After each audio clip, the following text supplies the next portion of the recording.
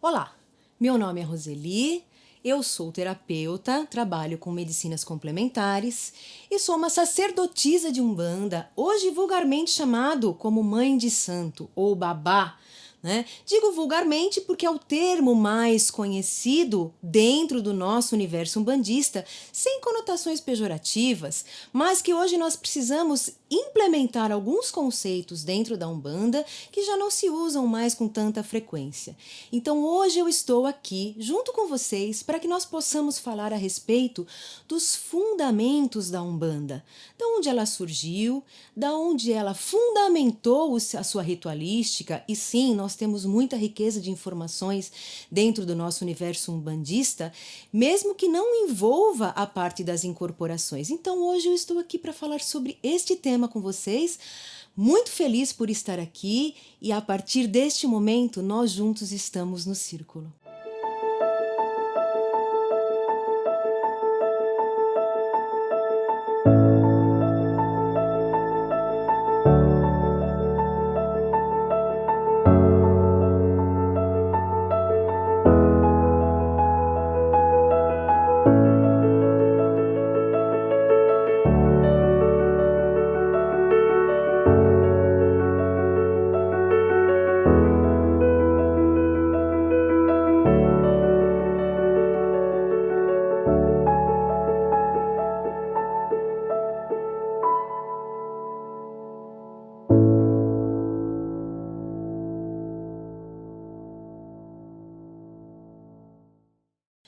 Então vamos lá.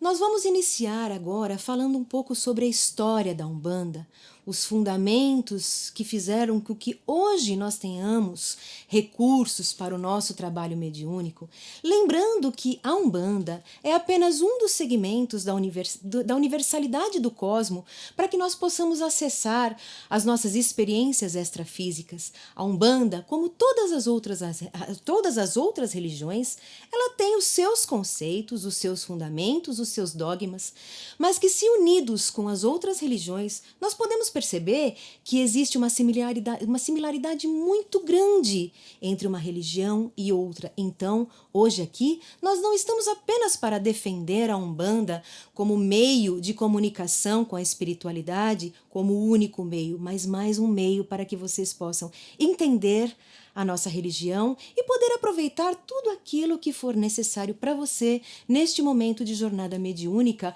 ou jornada espiritualista, como podemos dizer. Então, voltando aos primórdios, aonde iniciamos a Umbanda no ano de 1908, onde nós vamos estar em contato com uma figura muito significativa dentro da Umbanda, chamado Zélio Fernandino de Moraes. Adolescente, imaginem, no ano de 1908, aonde as religiões ainda estavam muitas delas se encaminhando para a sua formação e a Umbanda neste momento ainda nem existia.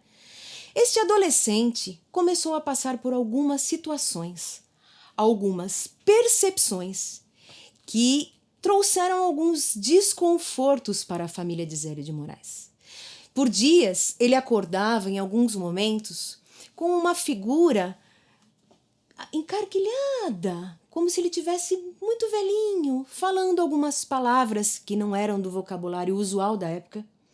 Por outros dias, ele acordava altivo, muito seguro de si, falando outra linguagem que também não era muito usual da época. E isso trouxe para os familiares de Zélio uma grande preocupação, porque neste momento, neste período, eles achavam que Zélio de Moraes estava passando por algum transtorno psiquiátrico que precisava ser imediatamente tratado. E assim começou a jornada entre indas e vindas de equipes médicas psiquiátricas e até processos de exorcismo. Foi determinado que sim, o Zélio de Moraes não tinha um problema psiquiátrico, pelo menos naquela época não havia nenhum meio que pudesse caracterizar aquele comportamento de Zélio de Moraes como uma atividade fora da saúde psíquica que ele poderia apresentar. E assim, através de um familiar de Zélio de Moraes, ele foi encaminhado para uma sessão espírita, para que ele pudesse entender o que estava se passando com ele.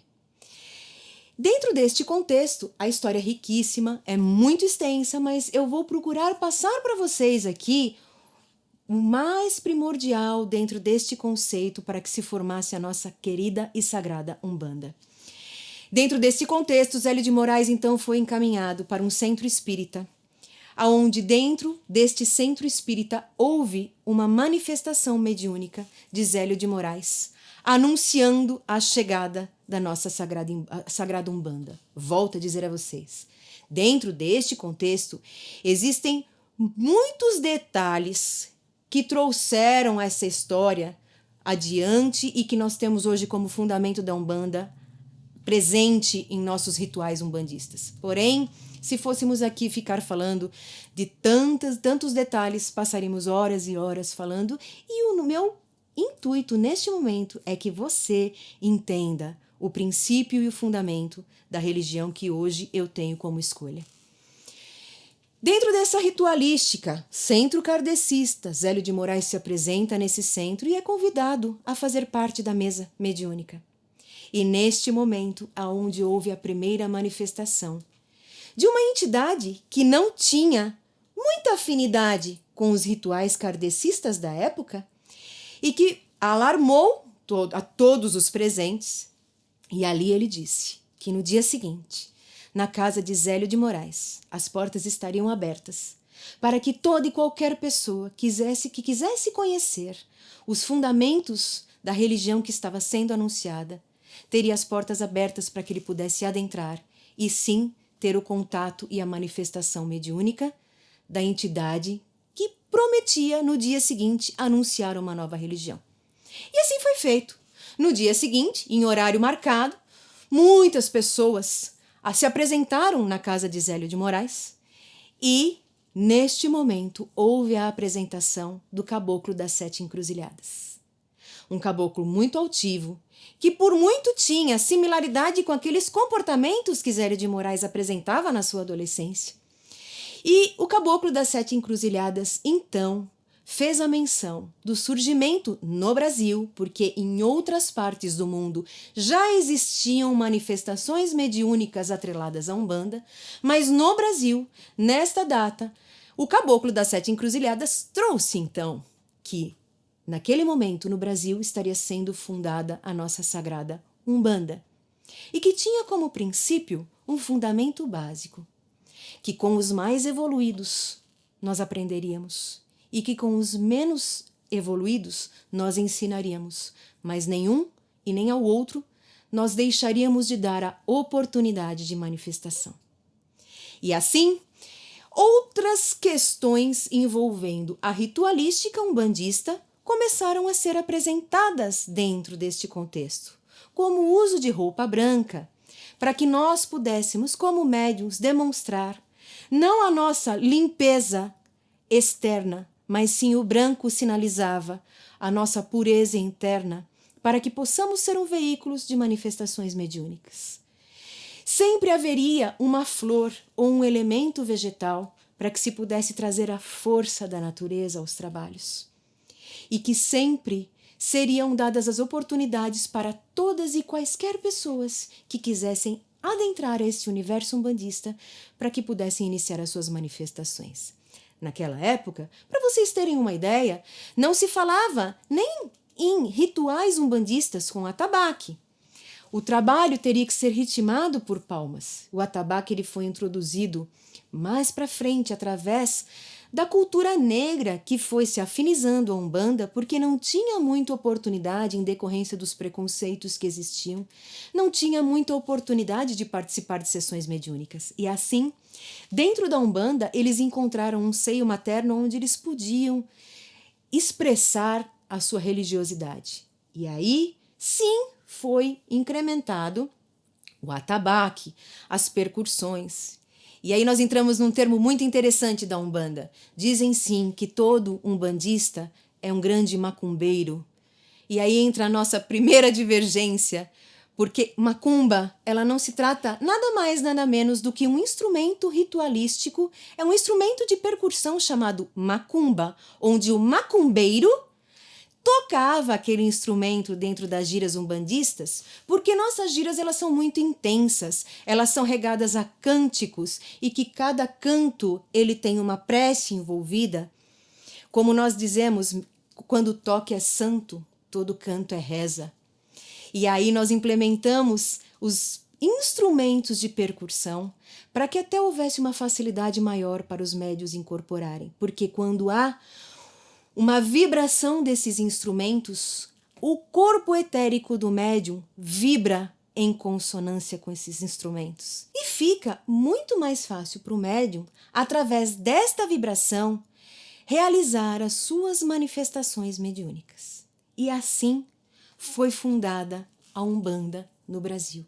Uma religião considerada nova, onde hoje nós não temos ainda muitos recursos doutrinários para o embasamento da nossa religião, e por muitas vezes há muita confusão dentro da nossa ritualística, e que eu vou abordar com vocês daqui a pouquinho.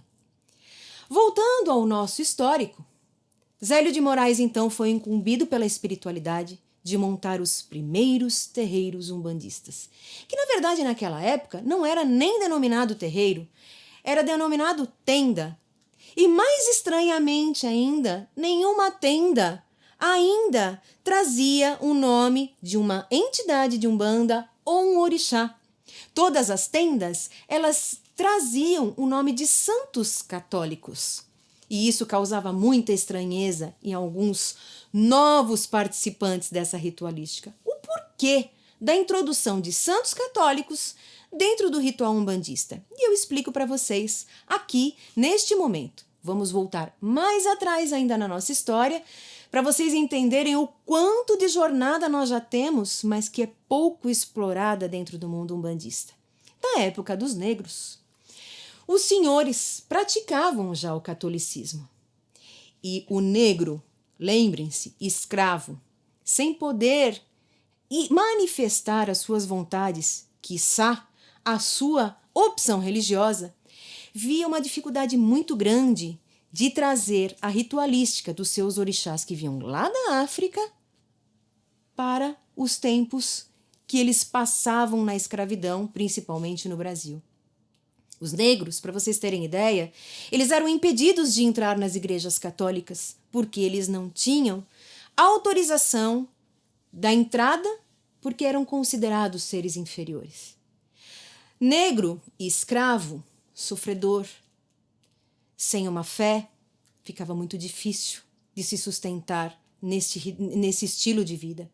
Então, o negro, ele percebeu algumas similaridades entre os santos católicos e alguns orixás, que hoje nós sincretizamos na Umbanda. Esse é o chamado sincretismo religioso. Os negros perceberam que alguns santos da Igreja Católica traziam não só nas suas estátuas, mas como na história de vida dos santos, algumas similaridades com os orixás. E eles começaram a formar verdadeiras duplas, aonde um determinado orixá poderia muito bem ser cultuado dentro dos dogmas dos senhores, poderia muito bem ser cultuado pelos escravos, para que assim eles pudessem praticar a vossa fé. E assim nasceu o sincretismo religioso. Vocês podem perceber, quem já teve aqui a oportunidade de participar de uma gira, como nós chamamos, a gira é um dia de trabalho mediúnico dentro da Umbanda, já teve a oportunidade de se deparar com um altar, que na nossa linguagem é chamada de congá, mas é um mero altar. Verificar dentro deste contexto do altar imagens da Igreja Católica. E o primeiro impacto surge aí, aonde que se afiniza os santos da Igreja Católica com os orixás da Umbanda. E essa é a explicação mais perto, mais próxima da realidade que nós temos. E se houver um estudo, uma possibilidade de vocês realmente estudarem a característica do orixá com a característica daquele santo católico que ele está vinculado, vocês vão perceber que há muita similaridade. E neste momento é onde eu me pergunto, as religiões, elas são separadas pelos seus ideais e pelas suas verdades, ou elas são separadas apenas pelos vocabulários, ou apenas de uma forma que cada um, na sua evolução espiritual ou no seu entendimento, possa absorver de uma forma mais condizente com a sua verdade? Isso é uma pergunta que nós, umbandistas, nos fazemos a todo momento, porque na nossa história nós temos vertentes catolicistas, nós temos vertente xamânica, nós temos vertente esotérica. Então a Umbanda ela é muito rica de conceitos por conta de que nós trouxemos para os nossos rituais muitos conceitos de outras religiões. E percebemos que neste momento há muita semelhança, apenas com denominações diferentes ou vocabulários diferentes. Seria muito importante que nós, cada um na sua verdade, cada um na sua concepção religiosa, entendêssemos que todos nós servimos apenas a um ser maior e a um universo único, que é onde o separatismo existe aqui, mas não existe no mundo espiritual. Então, dentro desse contexto de Zélio de Moraes, para que vocês possam entender a diversidade que existe na religião, Zélio de Moraes trouxe o nome da Tenda de Nossa Senhora da Piedade, Tenda de Nossa Senhora da Glória, Nossa Senhora, para que vocês possam ter consciência do que eu estou falando aqui neste momento. Dentro do nosso ritual, ela é considerada no sincretismo religioso a nossa mãe Iemanjá, a mãe da geração, a mãe da maternidade. E Nossa Senhora, quem é dentro da ritualística católica? É a mãe de Jesus Cristo. Então, para vocês verem esta similaridade que foi criada e que cada um, falando a vossa língua, pode cultuar a tudo e a todos sem distinção e sem preconceito, como pregamos aqui hoje, neste nosso plano terreno. Dentro dessa história, Zélio de Moraes, então, fundou alguns terreiros e as coisas foram tomando vulto. Porque dentro da questão kardecista da época, os kardecistas eram pessoas nobres, eram pessoas consideradas da elite. Então, muitas das pessoas que não tinham esse padrão de nobreza não se sentiam à vontade de frequentar as sessões mediúnicas do Kardec e encontraram na Umbanda uma forma de cultuar a religiosidade sem que houvesse um desconforto ou um preconceito envolvido. E aí nós vemos a similaridade da história. Os negros lá atrás não podiam cultuar os seus deuses, os seus orixás. E em 1908 mesmo, os menos nobres, vamos dizer assim, porque todo ser humano é nobre, né? Mas nós estamos falando aqui na nobreza, no sentido de riquezas materiais, também não podiam frequentar a religião kardecista, me perdoem, mas acreditavam que existia algo maior, acreditavam na espiritualidade e encontraram esse seio materno dentro da nossa Sagrada Umbanda. E assim a Umbanda se iniciou com os seus rituais e com os seus fundamentos. Há muita confusão envolvida na Umbanda quando falamos de que uma entidade da Umbanda utiliza um fumo, quando a entidade da Umbanda utiliza uma bebida, porque acredita-se que dentro deste contexto, uma espiritualidade que se utiliza de vícios materiais seria uma espiritualidade involuída. Involuída, eu quis dizer, né? Ou seja, entidades que não estão aptas para a prática do bem.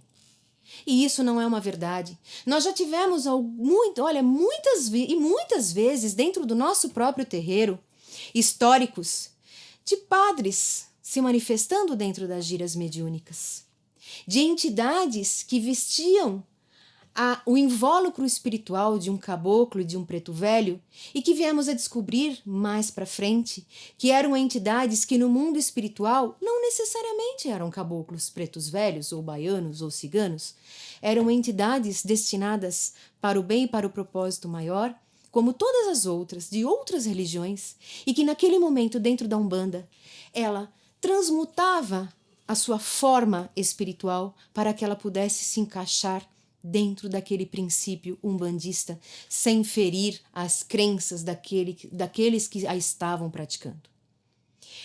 Para que vocês tenham um entendimento da ritualística da nossa religião, o fumo não é utilizado pelas entidades para dirimir um vício material.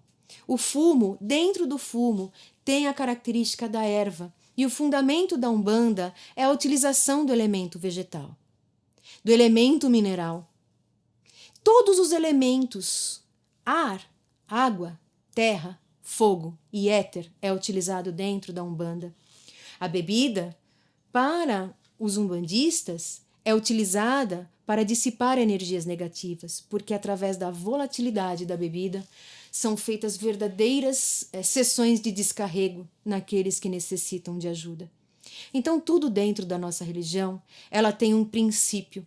E isso não significa que nós tenhamos ou atuemos com entidades que estejam menos evoluídas ou mais evoluídas do que qualquer dogma ou conceito religioso que exista no nosso universo. Quando o Caboclo das Sete Encruzilhadas determinou que com os mais evoluídos nós aprenderíamos e com os menos evoluídos nós ensinaríamos, e a nenhum e nem a outro seria renegada a oportunidade de manifestação, isso não significa que nós damos guarida para entidades menos evoluídas. Nós damos sim a oportunidade de evolução. A Umbanda, ela traz isso dentro do seu princípio maior. Primeiro, o livre-arbítrio. Então, a nenhum e a ninguém é dado o direito de julgamento, porque o livre-arbítrio é o poder maior que existe dentro do ser humano e a espiritualidade a aplica com muita propriedade. E quando nós falamos de espíritos menos evoluídos, qual seria a nossa intenção de manipular esse tipo de energia para ajudar ao próximo, que não fosse também de levar a oportunidade para essa espiritualidade de evolução e de trabalho digno? Então, quando falamos de Umbanda, muitos dos conceitos que foram pregados até hoje faz com que nós, umbandistas, tenhamos algumas cargas a carregar, alguns preconceitos que nos acompanham diante da nossa opção religiosa. Mas eu fico muito feliz de hoje estar aqui podendo passar para vocês um pouquinho da nossa história, um pouquinho do nosso fundamento, para que vocês possam entender e aqueles que praticam a religião possam se sentir abrigados dentro do nosso contexto de filosofia. Do tempo de Zélio de Moraes até aqui, nós já tivemos muitas mudanças dentro da Umbanda. A Umbanda, ela vem evoluindo dentro dos seus conceitos. Antigamente, eram conduzidas para os terreiros de Umbanda as pessoas que ainda buscavam uma materialização da fé. E através das oferendas, praticamente aquela pessoa se sentia pagando por um benefício ao qual ela poderia ser sorteada, vamos dizer assim, da intervenção divina para que a vontade dele fosse realizada.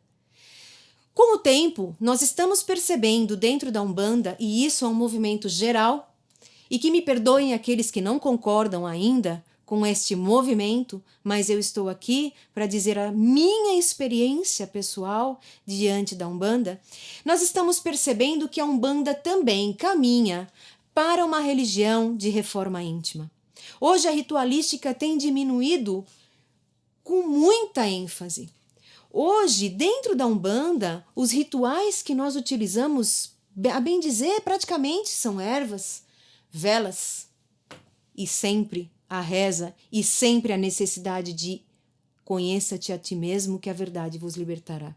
Então essa troca, essa materialização da fé, e que não é uma posição minha, é uma posição já trazida pela espiritualidade e bastante difundida, que os rituais, ainda muitos, são materialização da fé, porque nós, seres humanos, não estamos prontos para sutilizar os nossos pensamentos, para sutilizar a nossa energia. Então, ainda há necessidade que naquela entrega a pessoa coloque a sua fé.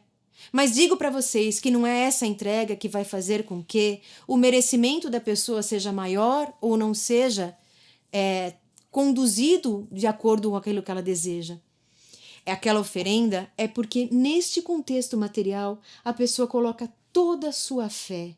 E a fé é o maior elemento de magia que nós possuímos dentro da nossa religião.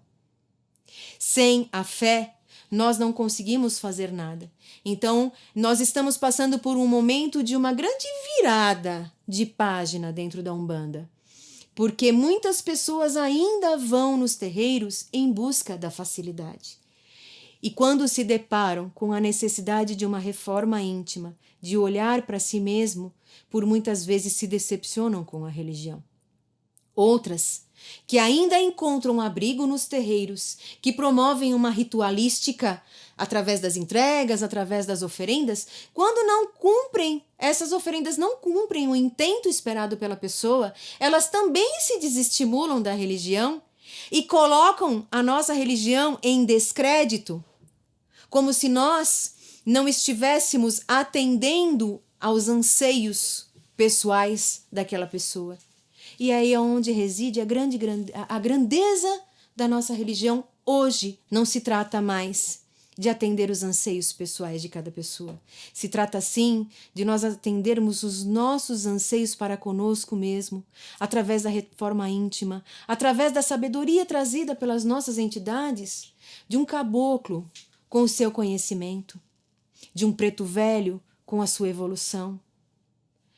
Porque nós somos calcados nos 7 sentidos da vida. Os umbandistas, como forma de condução da sua espiritualidade, nós temos 7 princípios, 7 sentidos da vida que são ligados aos nossos sagrados orixás, que nós temos que desenvolver na nossa vida terrena, através do sentido da fé, do sentido da justiça, mas não a minha justiça e nem a sua justiça, a justiça divina, através da lei, e que também não se trata da minha lei, da sua lei e de qualquer lei dos homens, mas sim a lei do cosmo.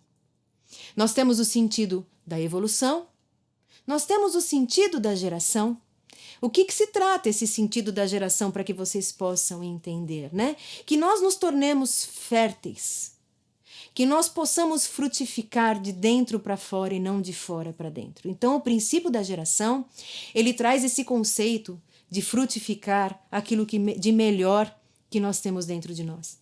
Nós temos o sentido do amor, nós temos o sentido do conhecimento. Então, dentro do nosso contexto umbandista, nós também somos regidos por valores e princípios, mas não são valores e princípios de acordo com os valores e princípios morais de uma cultura materialista, mas sim valores e princípios de uma espiritualidade, de uma evolução. Então, hoje, para quem ainda tem dentro de si uma vontade de um dia entender o que é melhor o que é a nossa religião e entender os nossos princípios, sair dos âmbitos daquilo que foi pregado por uma religião e entrar realmente na nossa história e entender que nós não estamos aqui para trabalhar nem com o demônio, nem com o Satã, e apenas estamos trabalhando com uma espiritualidade maior. E aí já começam as confusões, porque nós temos Exus e Pombagiras dentro desse contexto, que por muitos são considerados entidades involuídas, mas que na verdade são os nossos grandes soldados, são os nossos grandes protetores. Então há uma necessidade muito grande de que nós possamos entender, e eu não digo só com relação à Umbanda, entender os princípios e os fundamentos de cada religião. Em determinado momento da minha história, eu sempre me questionava do porquê da necessidade de tantas religiões nesta terra. O porquê que se Deus era único, o porquê que havia necessidade de tanta religião? E lendo um livro de Rubens Saraceni, me foi abordada a seguinte revelação, de que as religiões é uma benevolência da espiritualidade para que cada um, dentro da sua evolução espiritual, possa acessar a espiritualidade e, acima da espiritualidade, acessar Deus de acordo com a vossa verdade e o seu entendimento, ou seja, de acordo com aquilo que a pessoa tem condições de interiorizar. Então, até neste momento, a espiritualidade nos é benevolente, trazendo para este contexto terreno várias oportunidades para chegarmos até Deus. Mas, infelizmente, nós homens ainda não entendemos este contexto. Dentro da Umbanda, nós temos uma grande dádiva. Como trazemos conceitos de outras religiões, nós não entramos em conflito. A Umbanda, ela não é uma religião preconceituosa. Ela é muito alvo de preconceito, mas nós não temos muita expressão de preconceito para com as outras religiões, porque o nosso culto é muito flexível, podemos dizer assim. A nossa ritualística é flexível. Então é muito prudente e possível que dentro de um trabalho umbandista nós possamos trazer um evangelho de Kardec para promover a reforma íntima. É muito possível que nós possamos trazer um conceito de uma igreja evangélica de entregar a sua vida a algo maior para que você possa se livrar dos seus problemas. Então, dentro da nossa religião, nós temos essa possibilidade e fazemos isso com muita frequência. E dentro do contexto espiritual também recebemos muitas manifestações e agora, recentemente, já entramos em contato com outras questões extrafísicas que já estão se manifestando dentro da Umbanda e não é difícil respondermos o porquê que isso está acontecendo na Umbanda. A Umbanda não é mais especial ou menos especial que outra religião. A Umbanda, ela apenas abriga, ela é aberta. E é isso que nós precisamos ter em mente. Que quando se trata de espiritualidade, e vamos tirar o contexto religioso aqui, vamos falar de espiritualidade, de espiritualismo, nós precisamos estar abertos para aquilo que o universo tem a nos fornecer. Então, nesses poucos momentos que eu tive aqui com vocês, mas que foi de grande valia para mim, para que eu pudesse passar para vocês um pouquinho da nossa história, e volto a dizer, há muito ainda que se falar, mas eu espero ter trazido uma semente para que hoje alguém de vocês que estejam aí me assistindo possam fazer essa semente brotar. E não necessariamente seguir a Umbanda. Mas o que eu gostaria de passar para vocês hoje é que olhem para as religiões de amplos espectros. Olhem para as religiões e conheçam a religião profundamente, sem levar em consideração aquilo que já ouviu. Experimente, vá, sinta. E para os umbandistas que falo aqui, digo a vocês que na intensidade da nossa religião, porque para ser umbandista a pessoa precisa ser muito intensa, porque nós temos realmente uma carga emocional muito grande envolvida nos nossos trabalhos, onde tanto os médiuns quanto a assistência entra como se fosse num estado de transe, e daí vem a confusão, onde dizem que os umbandistas são verdadeiros feiticeiros que hipnotizam as pessoas. Não, nós não hipnotizamos ninguém. A pessoa se permite ser hipnotizada pela intensidade da força que a espiritualidade traz. E isto é divino. Então, para os umbandistas, eu deixo aqui o meu grande recado. Vivam a Umbanda, não somente nos dias de terreiro. Vivam a Umbanda todos os dias de suas vidas. E para aquelas pessoas que não são umbandistas e que eu deixo aqui o meu respeito e a minha gratidão por terem me escutado, eu digo a vocês, da mesma forma, vivam não só dentro das práticas religiosas no dia de culto à sua religião, vivam intensamente todos os dias de suas vidas aquilo que a religião traz de melhor para você. E aqui eu encerro a minha jornada com vocês momentaneamente, com um grande abraço e uma grande oportunidade de dizer a vocês: axé, meus irmãos, axé.